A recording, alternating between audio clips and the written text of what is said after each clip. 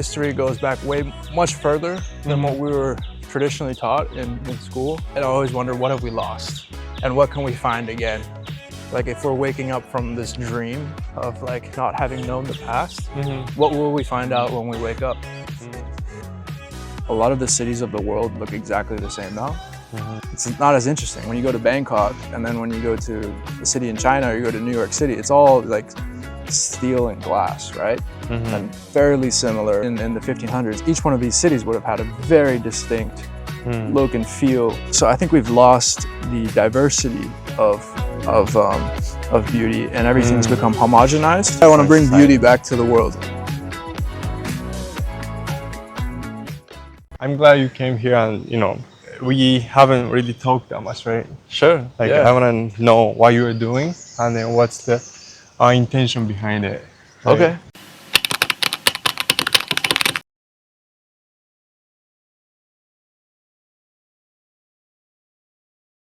Yeah, this is like the hardest question that I get every single day, because I don't know how to answer it. Because on one hand, I'm working on so many things, and then the other thing is like, I could tell you some of the boring things, but then I'm working on the things that excite me, and those are not the normal job, I want to know about it. Okay.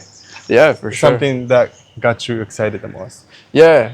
So I've been really into the field of archaeology and anthropology and human history and these things. These are those mysteries that still exist, are what keep me up and keep me extremely curious about the world. And I think it's kind of that joke.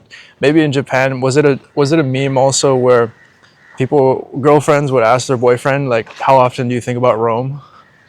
Do you know this? What is it? In the How US, often do you think about Rome? Yeah, What it's is like Rome? Rome, the Roman Empire. Oh, Yeah. So I mean, on TikTok in the US or whatever, all these people would be like, how often do you think about Rome? And I think that there's like this innate masculine urge to constantly try to make sense of the world, and you do that by looking into the past to figure out where we're headed, to sort of like, one, as a projection of yourself, who am I going to be, what's this world going to be, and what's my place in it. Looking into the past is a sort of nostalgic idealization that you want to then project into the future. And so there's always like, we're always idealizing the past, even if it wasn't necessarily better. But at certain times, arguably on different metrics, it was better in terms of like, well, the Romans are known for having like beautiful temples and like these very, very large civic projects that just made the world more beautiful, right? And I think we lost that. So that's just one aspect that we've sort of lost. But for me, I think that human history goes back much further than what we were traditionally taught in school. And that mystery keeps me up, and I always wonder, what have we lost? And what can we find again? Like, if we're waking up from this dream of like not having known the past, what will we find out when we wake up?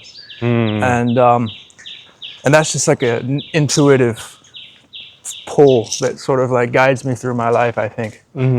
Wait, so like So what am I doing? yeah, what's your project now? So my project now is I've been fundraising to do sort of expeditions, archaeological expeditions in areas that I think have not enough people have looked into.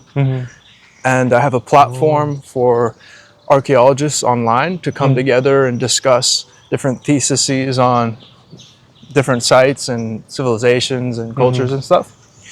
And so the idea is to build like I don't want to say it's a network state of archaeologists, but it's very similar. I used to call it that, but I call it a parallel institution. So that we have parallel countries. This will be a parallel institution of archaeology. And if the network state is a platform, then this is like an application on top of it. So every time there's a new network state, biology says like Chinatowns, right? Every time we open up a new Chinatown, they come like an iPhone. When you had download it, when you buy an iPhone, there's already apps on it, and so some apps are pre-installed on that iPhone, and so I think building an institution now at the network state is the perfect time, because whenever a new one opens up, it will have matured enough that it will be pre-installed in the next network state. And so I can grow this institution along with growing a network state. And as the network state gets more sovereignty, the institution, it lends the institution credibility just naturally like that. And the idea is that we need more institutions in the world that come from, they have a different DNA, different backbone. So we've tried the Harvards of the world, and the Harvards of the world have a lot of power, but they've lost a lot of respect because it's just the bureaucracy has kicked in, like the middle management layer has kicked in so hard. And so this is like a reset button. We can try again with all our learnings, with different systems, with different substrate. We have different technologies now, so we can just create different structures and test that and build very vital institutions again. And I think this will be the way that we do that.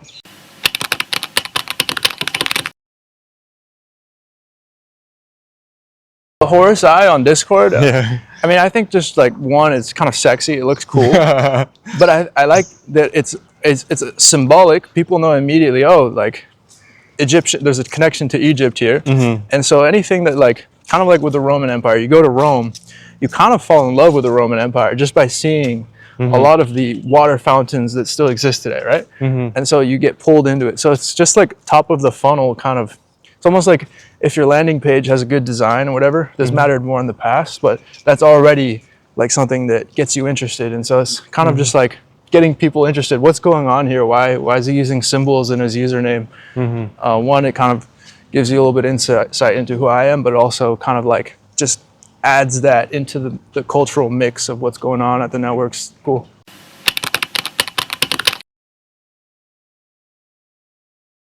I think Indiana Jones was a good start. Oh, okay. But I say that, but I didn't watch the Indiana Jones movies and think, oh, I want to be an archaeologist. But I think that was like a cool starting point.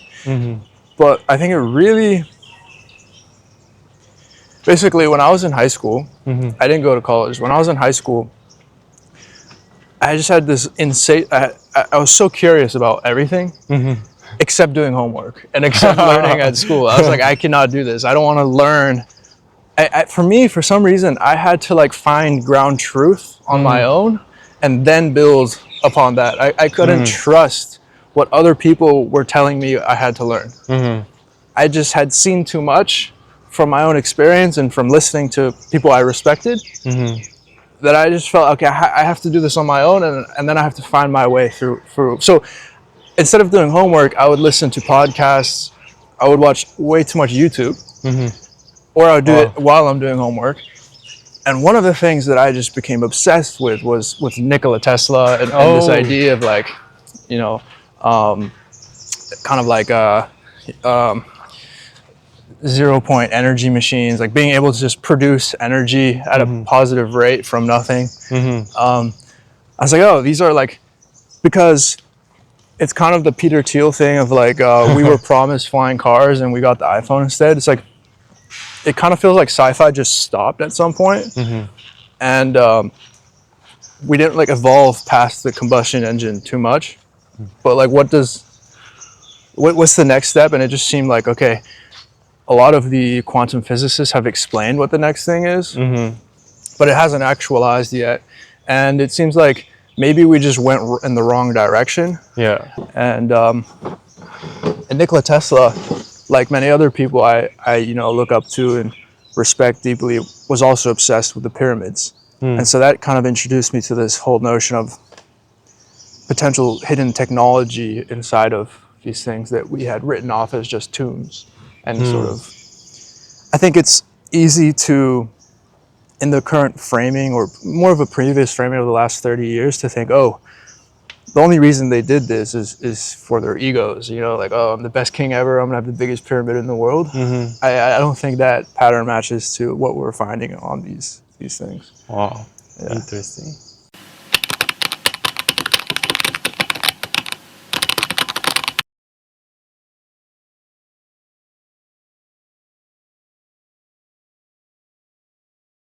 Well, I think it is like literally people who are open-minded and people who are closed-minded. I think that's a spectrum.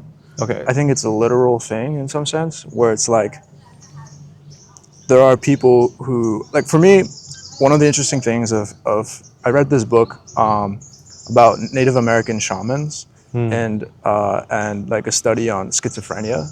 And basically, in the past, if you were in a Native American tribe and somebody was schizophrenic, that wasn't like a mental disease. That was a shaman figure. That was like a wise person who, has a one foot in this world and one foot in the other world. And and that seems really interesting to me as an observation. And and so I see that the schizophrenic person as having like on a spectrum like the most open mind.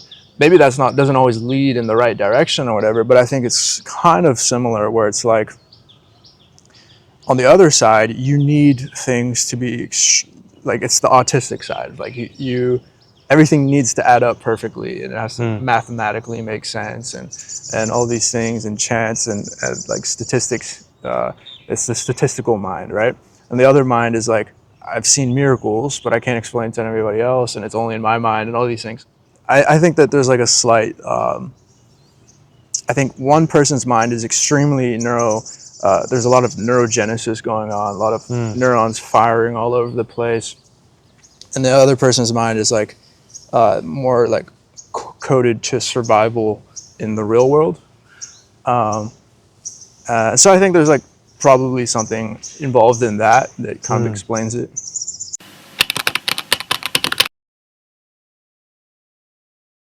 I think more beauty. More beauty. Yeah. What kind of form of beauty? Physical form of beauty, aesthetic form. Like one of the things that pains me when I walk around cities is that a lot of the cities of the world look exactly the same now, and so there's no like.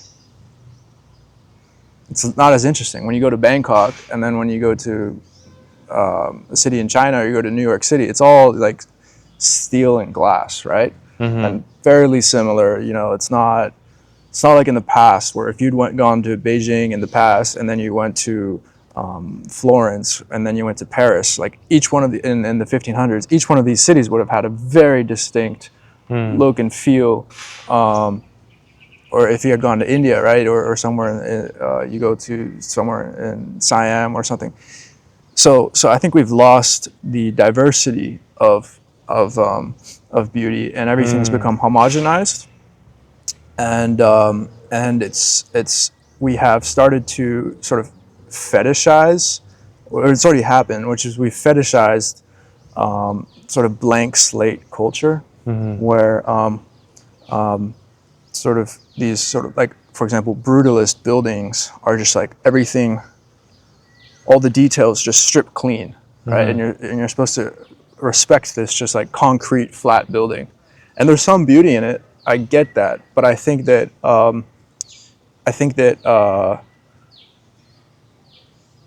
it has a psychological impact that we didn't fully. No, we did fully comprehend, because if you think about it, like the fascist dictators of the time, like Hitler and Mussolini, were obsessed with design. Oh, really? Yeah, they were obsessed with design because it was a way. It's like propaganda in some sense, right?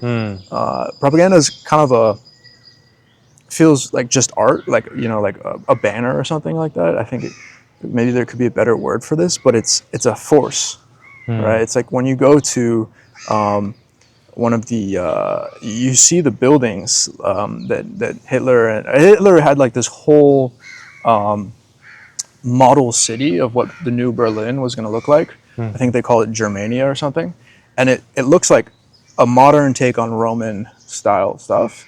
And part of the idea was to make things just gigantic. So it'd be like the biggest like dome in the world, biggest train center, all these things, right? And if you think about it, like as a person, that makes you feel very tiny. And so it's supposed to create this juxtaposition of this is the largeness of the government, the oppressive force, but also the like the grandiosity of our culture and the grandiosity. This is what our culture, our beliefs and values were able to build. And so there's like that gives it a sense of validity, right? That you're on the right path. the fact that you were able to manifest such a big thing into the real world is an indication of your power, of the operating system you're on, right? And so on the other hand, with communism, it was basically to like strip everybody's. You want to make everybody very similar, and to like get rid of the outliers, and to sort of just like kind of defeat the individual characteristics of the person, and to make everybody the same, kind of gray wash everything. And that's why when you go to sort of Eastern European countries and you see the apartment buildings they have, they're like monstrosities. They're so ugly. There's like these boxes and things.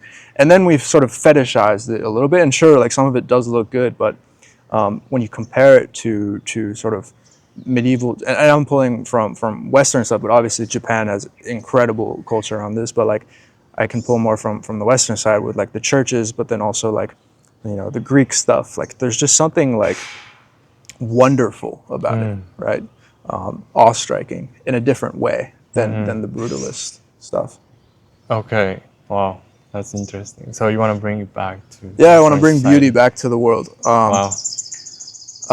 Yeah, in some sense, like I wrote a post on Twitter 6 months ago, I think, which was I saw a video on X where, and I've seen this many times, and I've been to concerts and stuff, where like you go to a concert and with a bunch of people my age, I'm 24, and I was doing this when I was like 18, 19.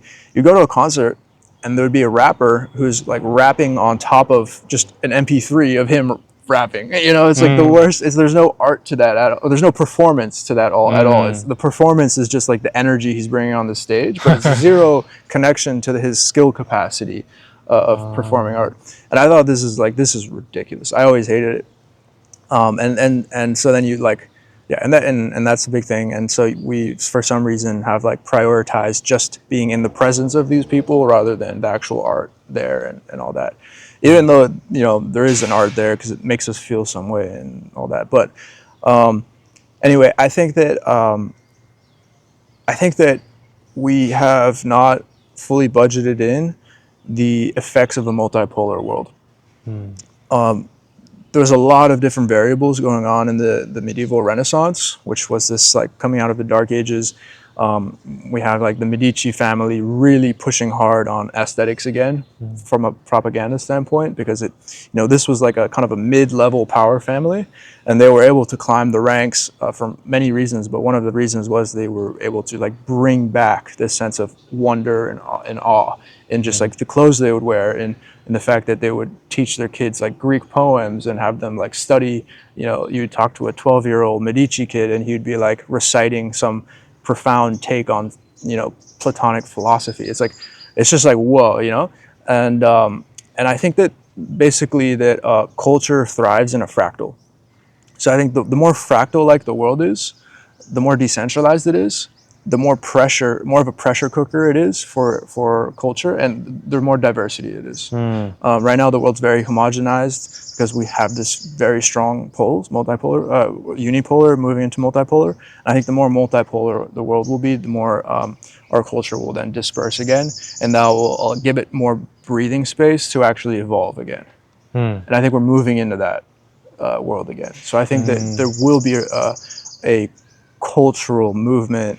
There will be many cultural movements, probably many from network states, that add a fresh breath of air and dehomogenize a lot of these things.